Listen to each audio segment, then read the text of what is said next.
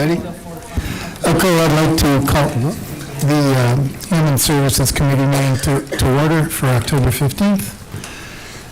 First item on the agenda is the approval of the minutes. Do I have a motion to approve the minutes from September 17th? So moved.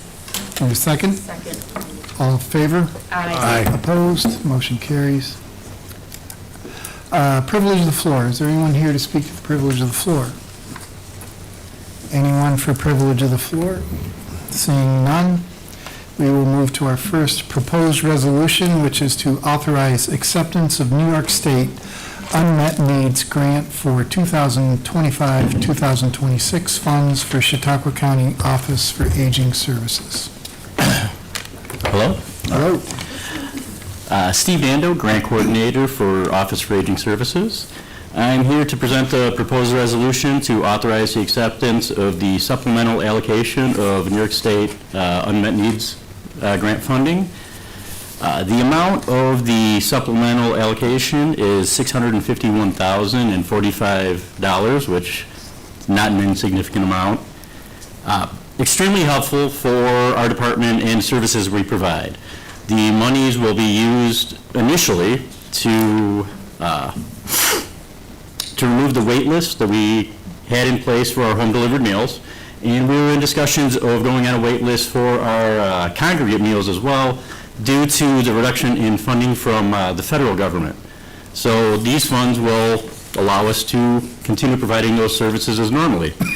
Also, we are planning to do many more home modifications and repairs. And we plan on using some of this money to also try to offset any of the program funding that has been cut when the HEAP program was cut. So that includes like furnace cleanings, tuning, replacement of furnaces, and any other kind of modifications or repairs that any of our elderly citizens need. Any questions? Yes. So how would one apply for this, just in general, by contacting the Office for the Aging and letting them know what their concerns are and what they may need, and then Yes. doing like a criteria check? Yeah, they can contact our Office for Aging staff. It'll go right through our New York Connects, and depending on whatever services are needed, we will flow them to the proper caseworker or the proper channels so we can help them out in the best way possible.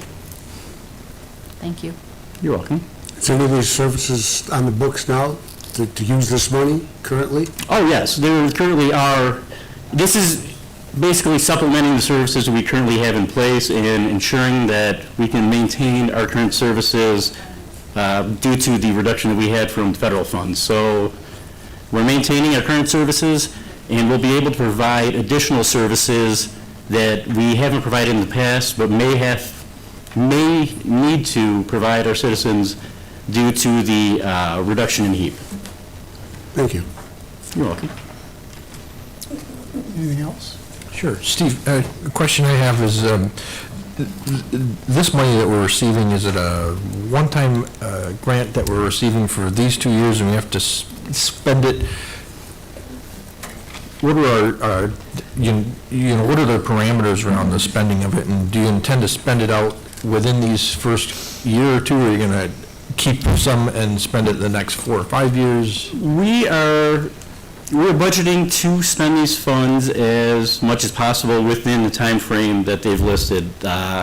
We have had some discussions with NYSOFA, and so NYSOFA has, instructed all of the counties across the state that they understand that this supplemental allocation occurs further within the fiscal year than normal, so they are willing to extend the time period for using these funds. If we would like, we could request a 6-month extension if we feel like we're not going to be allocating all those funds during that time period. What's the time period end? March 31st of 2026. Okay. And as of now, I believe they're going to continue it for an additional year past this, but there's nothing set in stone as to what that amount would be. Okay. I'm sorry to cut you off there. Nope, that's great. No. So they're going to continue with another grant, or just allow us to use this money, this particular money, beyond March 31st? Both. Okay. So we could request to extend the current fiscal period of this grant period from ending on March 31st. We could extend it to September 30th of 2026 if we would like. But they also intend on increasing just the normal allocation for the unmet needs grant in general in the following year as well. There's just no set in stone amount to that as of yet. Is this a grant that we've gotten in the past? Oh, yes. Just a different amount? Mhm. And it's budgeted for 2026? Yes. All 650? Currently, yes. Okay. Anything else? Okay. All in favor? Aye. Opposed? Resolution carries. Thank you. Thank you. Proposed resolution number 2 is to amend the 2025 budget for the medical examiners and coroners department. Hi, Diana Songer, Deputy Director of Finance for Human Services. This resolution is to amend the budget to decrease appropriations and revenues in the amount of $148,632. This is a housekeeping item Blake did mention during the budget meetings. A purchase order was double counted during the year-end process, so this resolution corrects that, and it is budget neutral.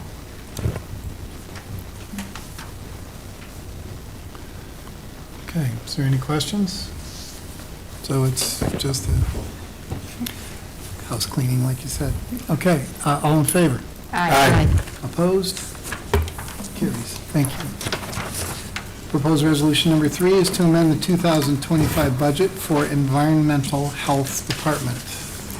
This resolution is to amend the budget for environmental health due to expenditures exceeding the initial budgetary amounts. And some appropriations do have a surplus, so we're requesting to increase the equipment appropriations account and decrease the contractual appropriations account in the amount of $55,000. The infrastructure grant was budgeted in the contractuals, but they were used to purchase equipment. So this resolution will transfer those appropriations from contractual to equipment. It is budget neutral. Any questions? So let me just get this right. So we went over in the equipment? We didn't go over. When they initially did the budget, they thought it was going to be used in contractuals and decided to make a purchase of equipment instead. So we're just moving it from the contractuals to the equipment appropriation account. You did say that. Yeah. The first time. Okay. No other questions? All in favor? Aye. Opposed? Carries. Thank you. Thank you, Dana. Proposed resolution number 4, authorize rabies reimbursement contract.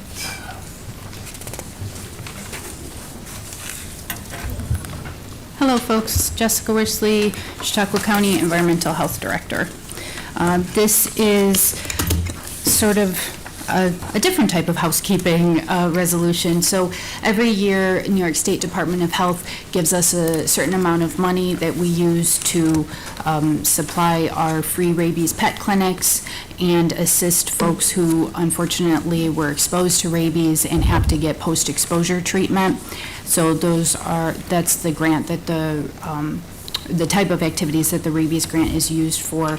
The last resolution that we had allowing us to continue to accept these monies was dated more than 10 years ago, so we're just looking to update this resolution to allow us to continue accepting those annual funds. Any questions? Pretty straightforward. All in favor? Aye. Opposed?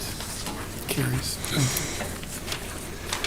Proposed resolution number 5, to amend the existing lease agreement with City of Jamestown for additional office space for Chautauqua County Health Department.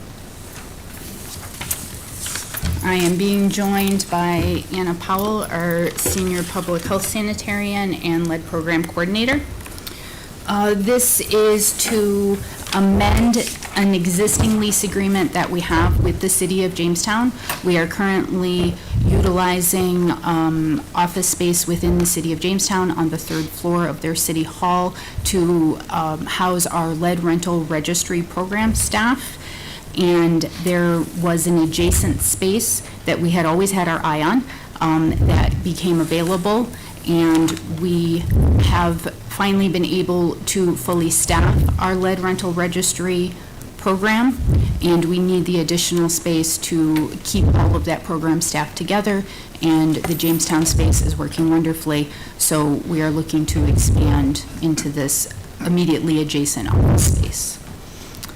We do intend to use the lead rental registry grant funds to cover the cost of this additional space.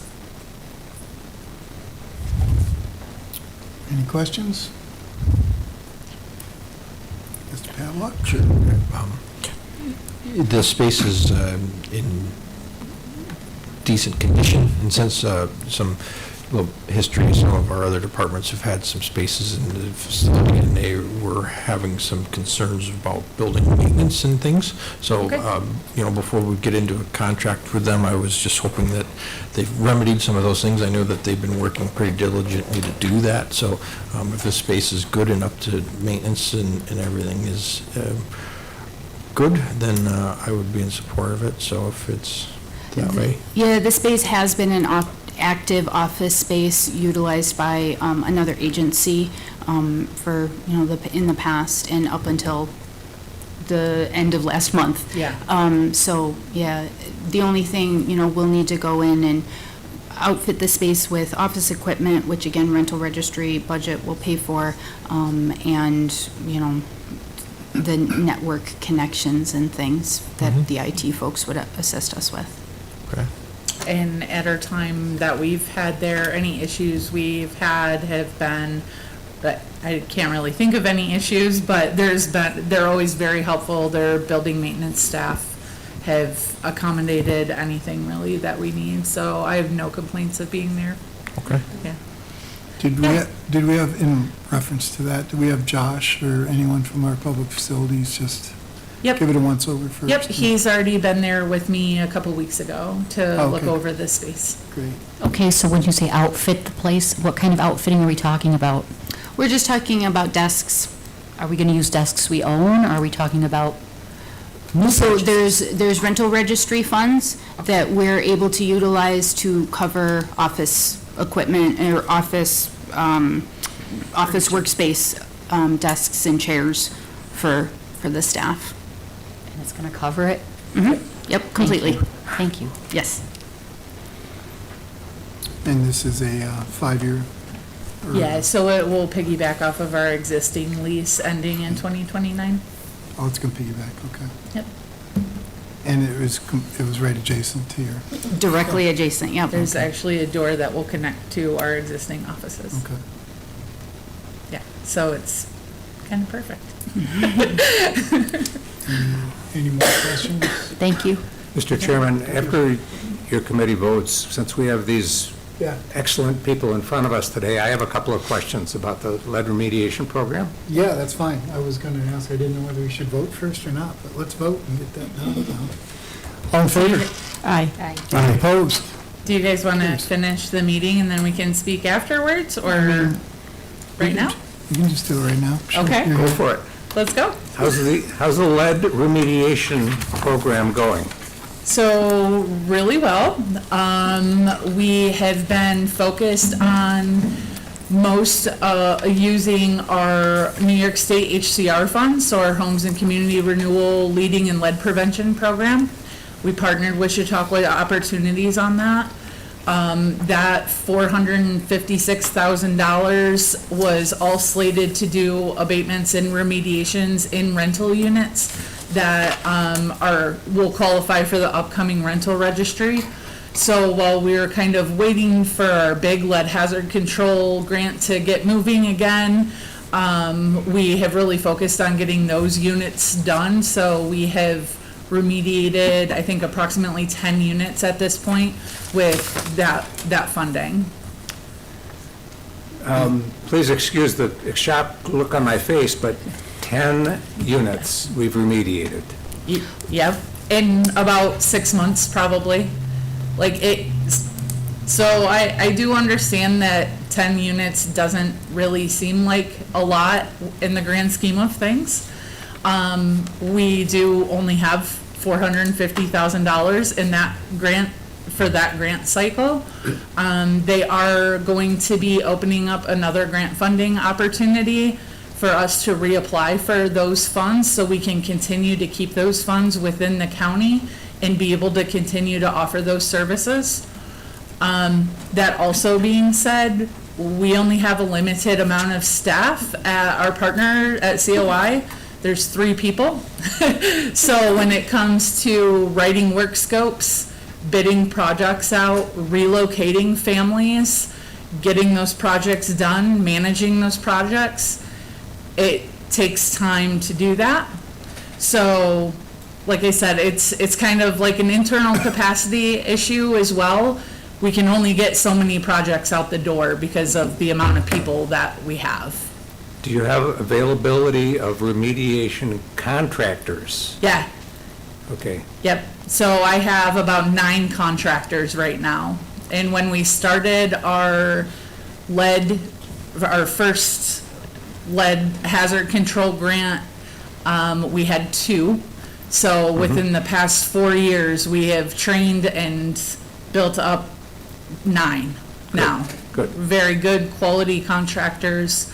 They're all actively bidding on all of our lead program bid work, and we're also using them for our Healthy Homes program that we're partnered with the city of Jamestown on.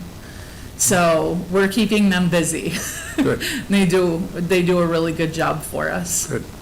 So, Anna, try and put in perspective the enormity of the problem we're dealing with. Do you have any estimate on the number of units in the city of Jamestown that still need to be remediated?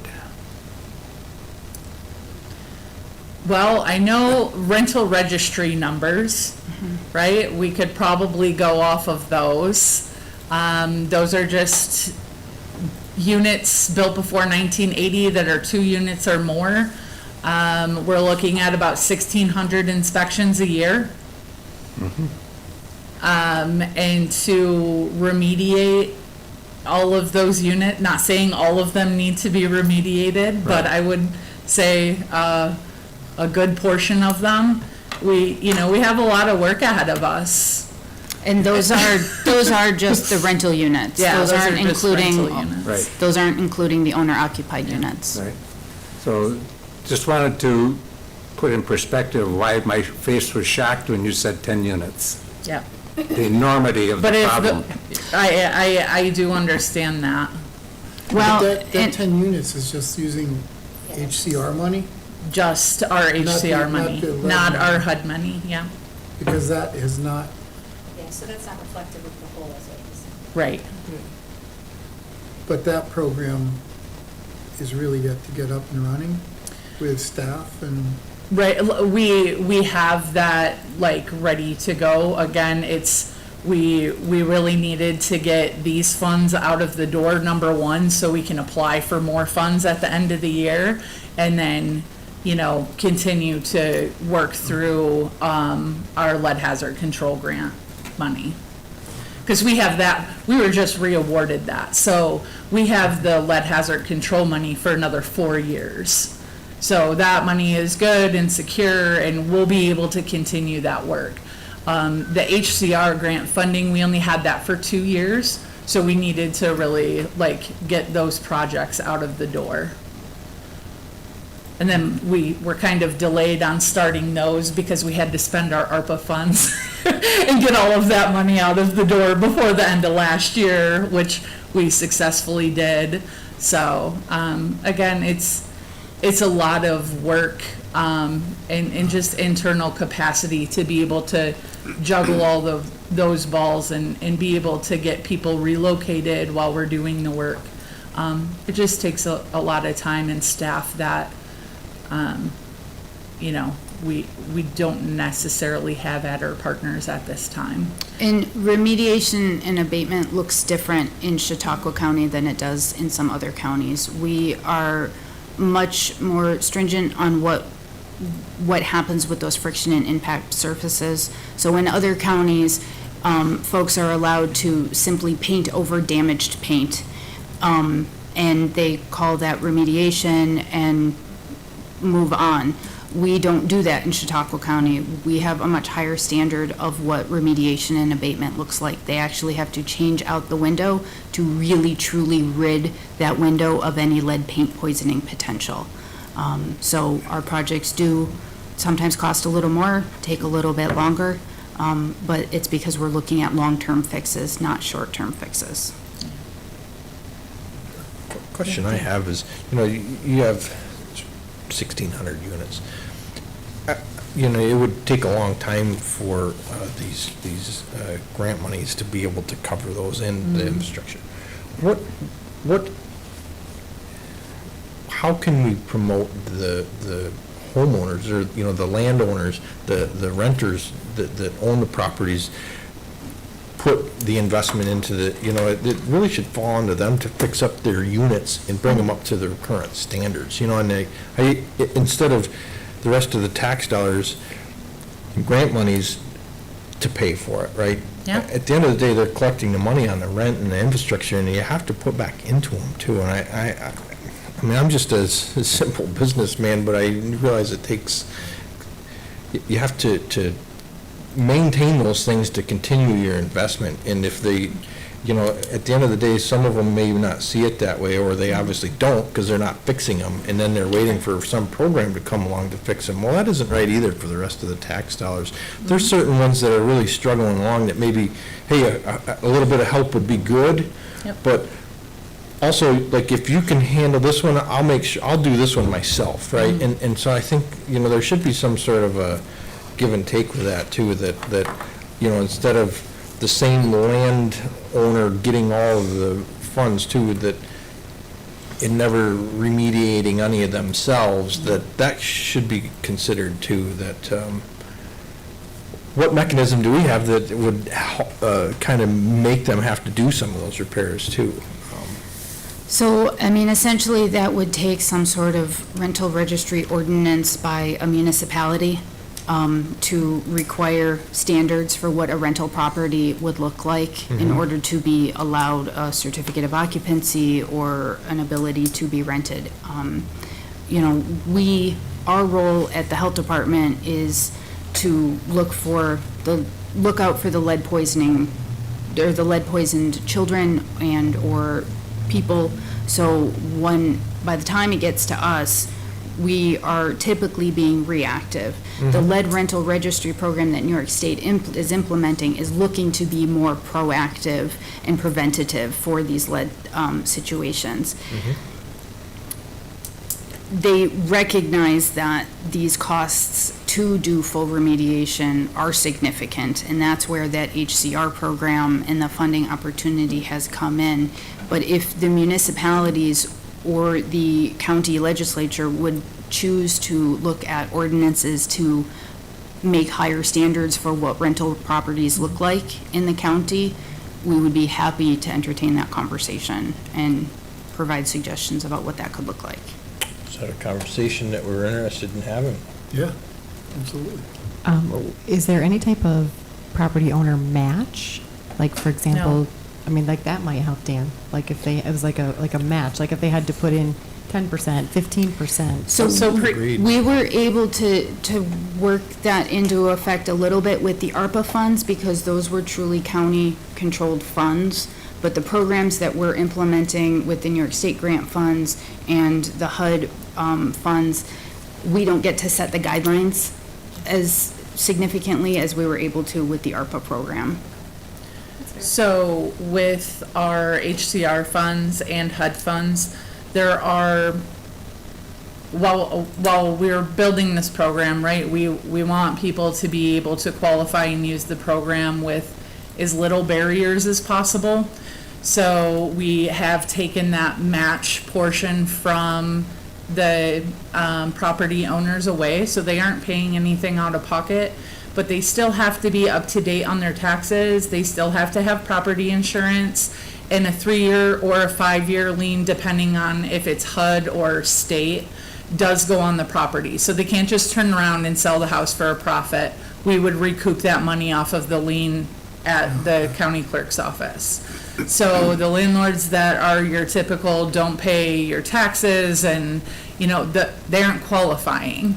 I've had many, screaming phone calls about why my property didn't qualify for the HUD program. Well, pay your taxes, brother, and it will qualify, so there is that like small standard at which the landlord does have to be doing something, right, to qualify. And is the lien, is it de-escalating? It does, yes, yep.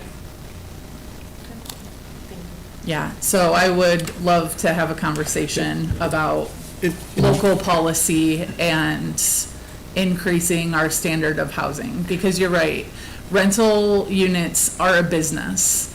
And in Chautauqua County, in the city of Jamestown, it is not looked at as a business. It is looked at as passive income. We have predatory landlords, and it really, it shows in our housing stock. When you have, nobody has held anybody's hand to the fire about making sure things have been upkept, So when there's no standards and people are just left to their own devices to do the right thing, that's kind of what has happened at this point. It's a balance. You don't want to be Right. so forceful that all of a sudden, nobody has available to rent, and nobody wants, and then everybody walks away from those properties, and then that's the Absolutely. trouble too. But you have to have some way to be able to have those landlords be able to complete that work or have an initiative to, and it only helps the people that are trying to rent. It kind of gives them a device that, look, it sets some sort of a standard that, and I think it's as proactive as you can get too. We know that there's issues, and we see it in results from, unfortunately, blood tests, from the kids. It's there, it's evident, and I think that a mechanism that would be able to help control or be able to have some teeth that would maybe, I don't want to say force, but kind of, look, this is coming, the landlords really need to start maintaining these places a little better, or paying attention to them and fixing them up and making them proper, and we're willing to work with you, but also if you're doing nothing, then we will be forceful, and you're going to have to fix it. Another kind of thing that we have changed internally and how we're really, managing our day-to-day remediations on projects when landlords are paying for them is, when they're issued a notice in demand, we're getting a lot more strict that all of, at least the paint film stabilization has to be done within 45 days, so that home is safe almost immediately for the kids that are living there. But then we've also created this flexibility with the landlords that, like, if I cite you for, you have to replace 20 windows in your house, are you going to be able to throw that money out of pocket in 40 days? Probably not. But if we could replace 3 windows this month and then 3 windows next month or the month after, and we're seeing a lot better compliance with the landlords, especially after making the policy, or, policy change of not allowing them to just repaint everything. They kind of do it kicking and screaming, but they do it because we're working with them, not against them. So that's good relationship building, I think, is important in all aspects of what we do. And so it seems like, we're getting more compliance, it's taking a little bit longer, but we're making permanent fixes and the work is getting done. And in addition to like coming up with that work schedule, our staff looks at prioritizing the health of the child and the way that the child uses the home. So, for example, sometimes we find basement windows or attic windows.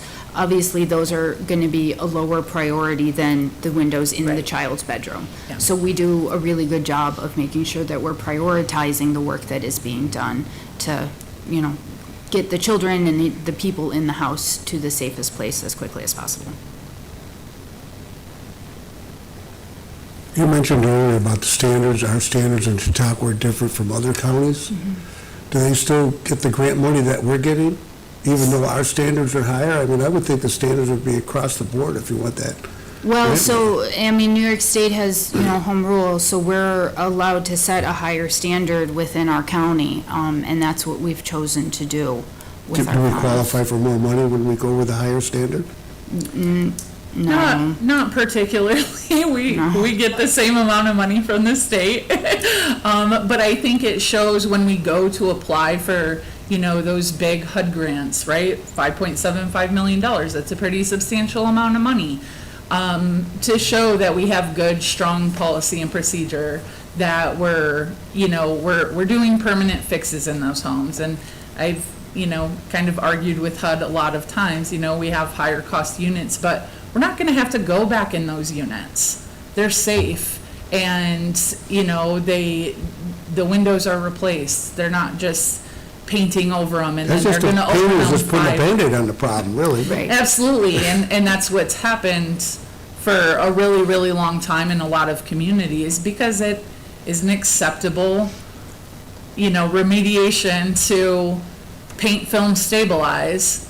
But if it's a moving component or you're walking on that component, we know that it's gonna deteriorate 10 times faster than a casing, right? That it doesn't get anything done with it, maybe bumped into every once in a while. So those are really the substantial changes that we're trying to make when we're going in a home, we're requiring some permanent fixes to be done. So hopefully, a child will never be lead poisoned in that unit again. So while we're saying we've only done 10 units, we know those 10 units in those rental properties, we will never see a child lead poisoned at that house again. It certainly does set a precedence to the state, sorry. That, in terms of our macro budgeting, the return on that investment, we do see a much better return, as Anna's saying, because we don't have then the repeat resources that have to keep pouring into those, those same houses. Makes sense. And it does improve the housing stock across the board for the municipality and for our community members. A number of these houses, lead is not the only issue in them that are creating health hazards for children, older adults, families, pets. So it really improves the overall. So it might be a bit more of an upfront investment, but we end up saving much more in the long run downstream from it. We've also seen that through the state is a larger bureaucracy than us at the county as well. It takes time, things move slowly through New York State, but we typically see that when they see a successful model happening in an area, they will be much more promotive of the work that we're doing, and then they typically end up changing their standards to model what's happening there. So we can imagine that, just like we saw with blood lead levels, they've dropped that nationally, actually.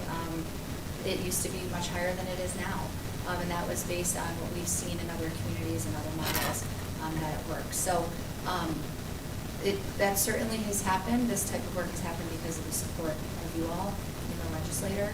That's allowed them to move forward in these ways, and it's an economic development measure as well. Thank you. Thank you. Okay. Anything else? So do we want to get a meeting on the books about policy? Sure. We'll draft something. I think that's. Yeah. Ladies, thank you for what you do. Thank you. Thank Thank you. you for your Absolutely. support always. Yeah. Appreciate you all.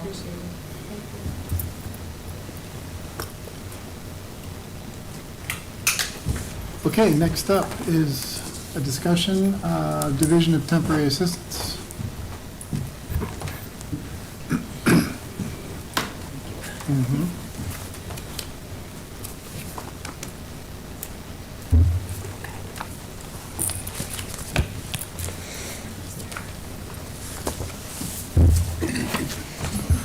Thank you.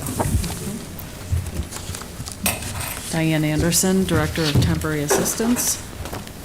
And Katie Geis, the Executive Director of the Chautauqua Workforce Investment Board. This report covers the month of June, The participation rate in June for all of New York State was 13.9%, and the rest of state was 14.6%. Our rate was 12.9%, and we rank 34th in the state for the highest rate. There were 75 individuals participating and counting in the all families rate and 208 in the safety net rate. There were 214 families engaged in work activities, and that number includes the number that are participating and counting. So that leaves 139 who were participating but not enough to count positively in the rate.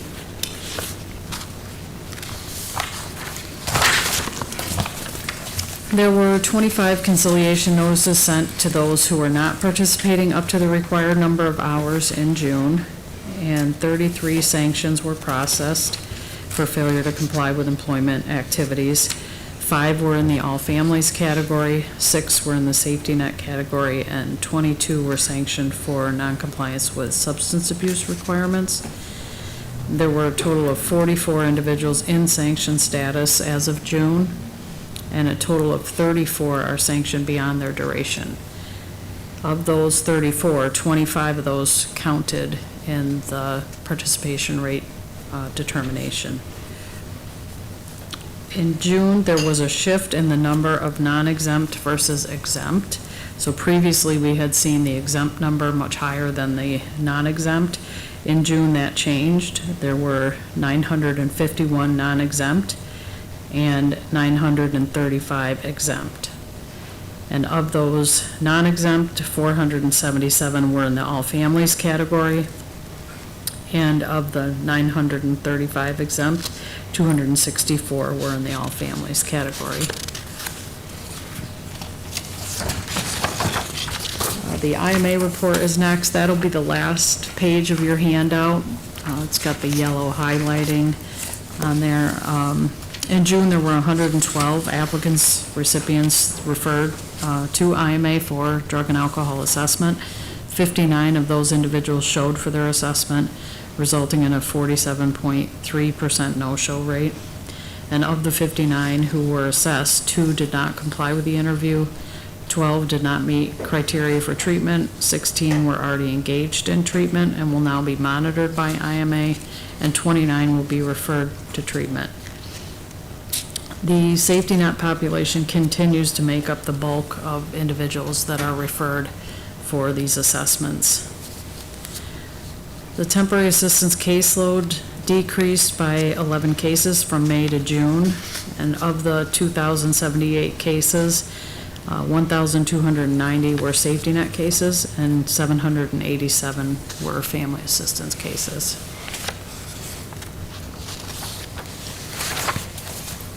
The SNAP caseload has been decreasing since February. It's decreased by about 305 cases since then.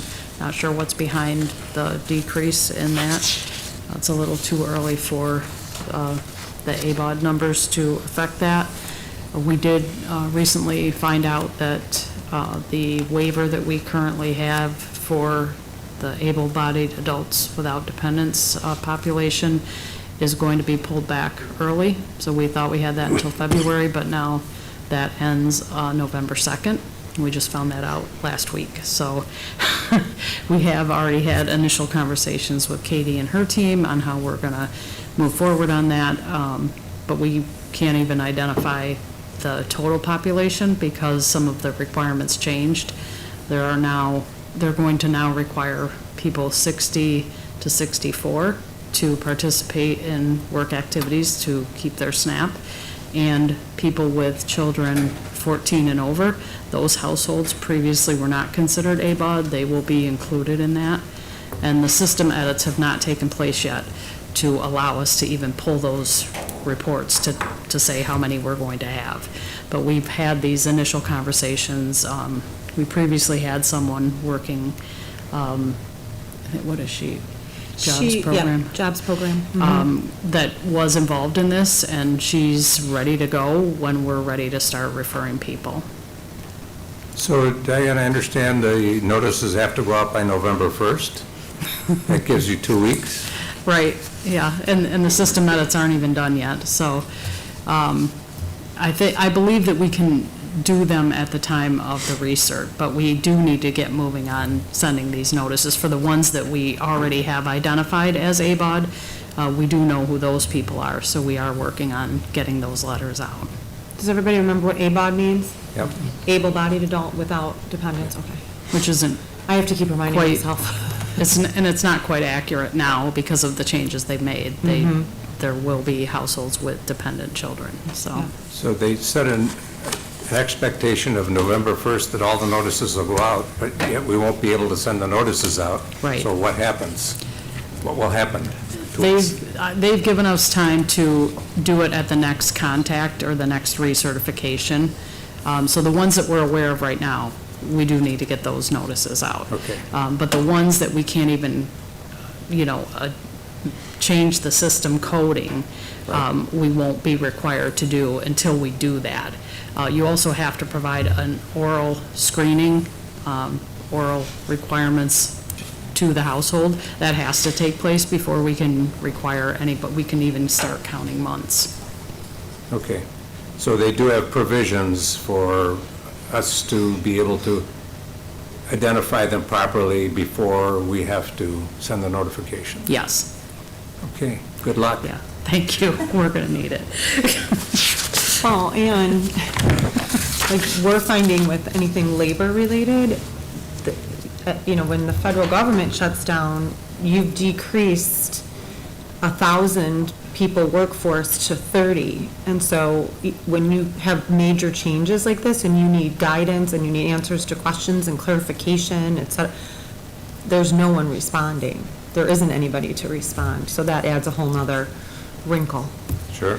But we did start talking about this early and often because we meet as a leadership team about every 6 weeks. We've actually made sure that we just recently hired for the Self-Sufficiency Center staff so that we're fully staffed. Good.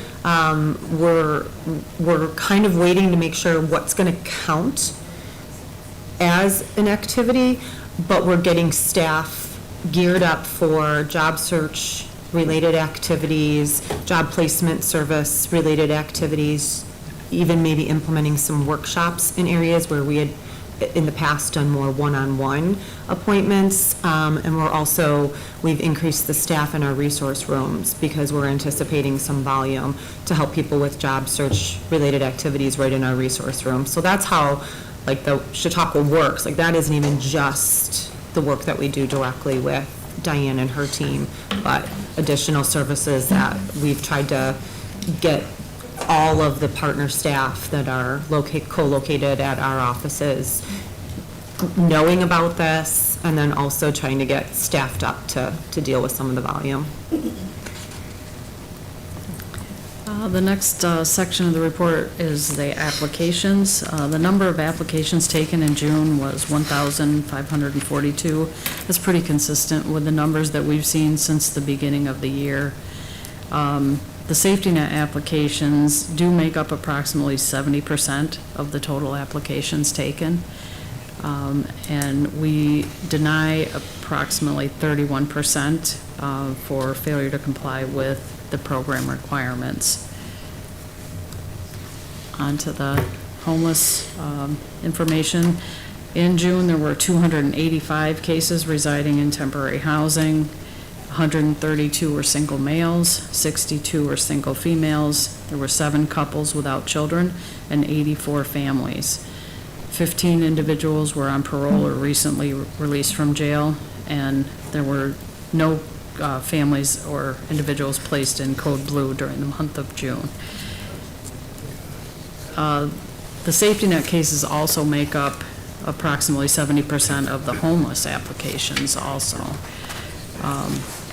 And the cost of temporary housing in the month of June was $969,736.46. The numbers are a little bit off on that. The staff got behind in paying some of the bills, so you'll see that big dip or big increase in June from May, and that's just because they didn't have time to process the payments, but they caught it up in June, so it's sort of, it doesn't really, it's not really reflective of the number of people in housing.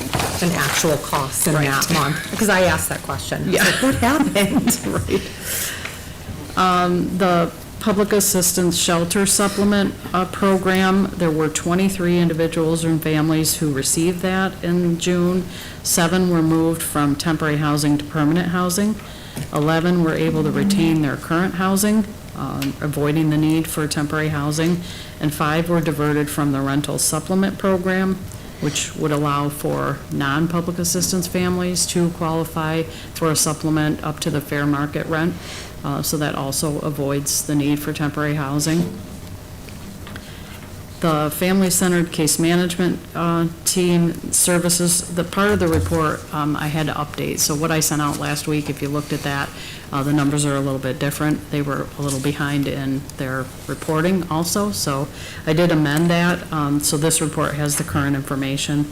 The team accepted 17 new families in June, and 1 had been previously denied, actually 2 times in the previous 12 months. So they're assisting with getting that application and all the requirements for the family to get through that process and get a case opened instead of the constant denying and reapplying that's been happening. There were no entries to employment or education, and there were no SSI, SSDI applications completed. 1 family was linked with community agencies, and 5 families were moved into permanent housing from temporary housing in June. I think we're at the part of the report that Katie will talk about. Yeah, and I always divert when I come with Diane, because this is kind of old data, because it goes along with their data reporting. So I'm going to give you more current, some of which we already talked about. I will say the new work requirement, the waiver being no longer available.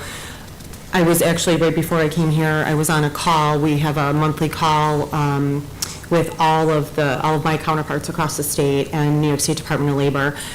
And I would say 2/3 of my counterparts didn't even know about this. So I tell you that because I'm really proud of the close partnership that we've been able to build, because I think we're far more prepared to really help people and to also meet the requirements that we're going to be expected to meet, simply because of the very strong and regular partnership and how closely we work together. So I just want to make sure that I didn't even realize until so many people on that call raised their hand that they didn't know what we were even talking about. So we've been talking about it for months. Yeah. So I did feel really, really good about that. Because sometimes we all think we're so in the dark, and because we kind of are, but that's not our fault. And we're way less in the dark than many other areas. So really, that's been one of our biggest focuses, is just making sure that we're ready and prepared. There's only so much we can do until we really know exactly what's going to count, what's not going to count, so that we don't go too far and then perhaps have to pull back and do something a little bit differently. But that's really been our major focus. We did, like I said, we've hired some new staff, so there's been a lot of staff training going on over the course of the last few weeks. And Diane and her team are always phenomenal at helping us make sure that we're training new staff correctly, to make sure that they're data entering everything that they need to in their data system, so that we don't have to go back and rework things. So that's really been what our focus has been. Other questions? Any questions? Sure. One way we can, I agree with the need for the programs, but as we know, it's really becoming quite costly, and it's been really, the utilization has been increasing. How do we control our expenses? We have an expense in providing those temporary housing, but how do we, are we overpaying? Is that what it really costs, or is there potential for us to provide us, to be able to experience the savings there, do the same, just, do the same service, but how can we control our expenses, you know? Yeah, the temporary housing is really difficult to control. I think that we already pay less than what the general public would pay to stay at some of these hotels. We've also done a lot of work trying to advocate for shelters to open up, which actually are more costly, but they provide more case management services and more help for the client to get, into permanent housing. We are looking, because the safety net costs are so much higher, and we pay a larger portion of that we're 71% local share on those. We did recently decide we were going to pay close attention to some of these safety net cases. The focus of this report is really all about families, because that's the part that's governed by the federal government. The safety net participation rate, we are supposed to have also a 50% rate on that, but that's governed by the state, and they don't have as many rules. They don't, threaten fiscal sanctions as the federal government does. So we've kind of not paid as much attention to that. But we are going to come up with a plan for making sure that at least every non-exempt safety net person that needs to be in work activities are referred for work activities. And if they don't do that, they would be sanctioned and the case would be closed, which would reduce the costs. So we're early on that work plan, but we are, wanting to get that done within at least a 30-day time period where they've got people referred. So that's one area that we, have a little bit of control over, but the temporary housing costs are, it just keeps going up and up. I think the PASS program has helped, the rental supplement program has helped reduce the numbers, but there's just continuous people coming in on a daily basis, needing assistance with housing. Which is, it's important to help when the help is needed, and that's what the program is there for, is to help. Also, we want to help them get back on their own feet as well, instead of, and promote that as much as possible. I think keeping that close interaction with the individuals to try to promote that is really essential, and is a way to help control our expenses in it as well. Is just making sure those program requirements are where they need to be to get the people where they need to be as well, and help motivate them too, to get them back on their own feet as well. There are a fair number of people that are in need of drug and alcohol, treatment. So those are sometimes more difficult to move, but we are getting them into their treatment program, and those people are getting sanctioned if they don't comply with that program, because that is one of the requirements of receiving temporary assistance, so. It is challenging. When they fall through the cracks and don't complete any of the requirements, where do they end up? What happens to them? They're just falling, just like what you said, they're not doing anything. They're not being made to do their work activities for their grant. So I realized that recently when someone asked a question about this, so that's when we decided we need to really pay attention to this, because these people, safety net group. Yeah, the safety net group. They do need to be, involved in the work activities, and they need the consequences if they don't, do that. So they shouldn't be getting assistance if they're not willing to do what they need to do to keep it.